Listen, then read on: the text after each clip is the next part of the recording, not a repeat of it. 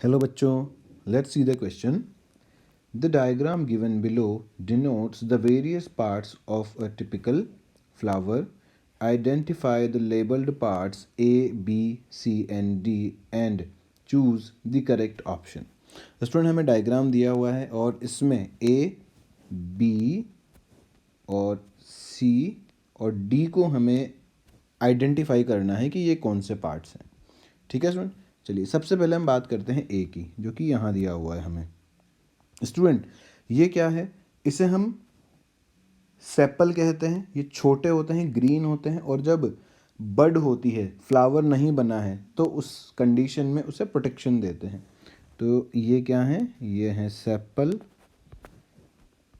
Small green, sepal हैं small green, protect flower bud.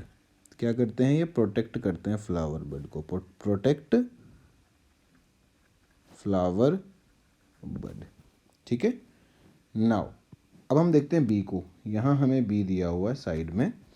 देखिए student, तीन चीज़ें हमें यहाँ दी हुई है, स्टिग्मा, स्टाइल और ओवरी।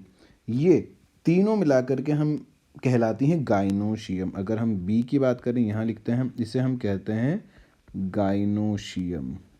ठीक है, इन तीनों को मिला के।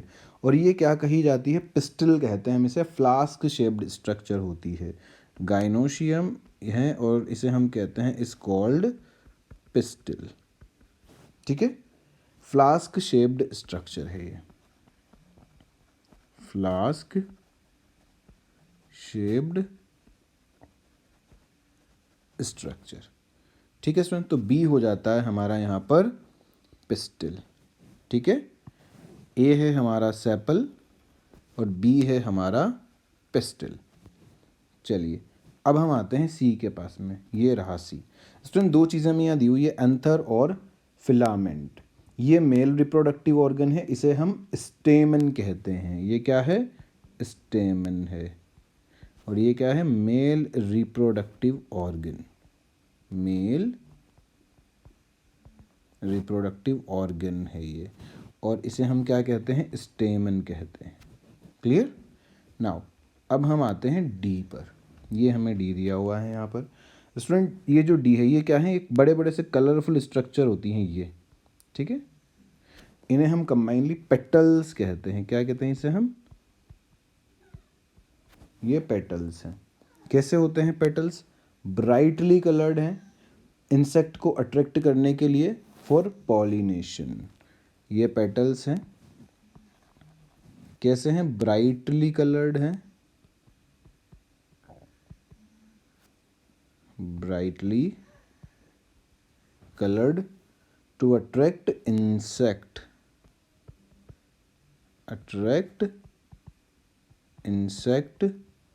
for pollination। पॉलिनेशन करवाने के लिए इंसेक्ट को अट्रैक्ट करते हैं।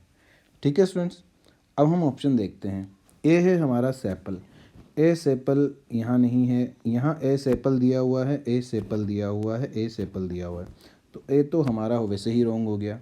दूसरा बी है पिस्टल, बी पिस्टल और बी पेटल से, तो स्टूडेंट ये भी रॉन्ग हो गया। अब दो ऑप्शन बचते हैं हमारे पास, बी और सी। बी पिस्टल है। नाउ सी पर हम आते हैं स्टूडेंट।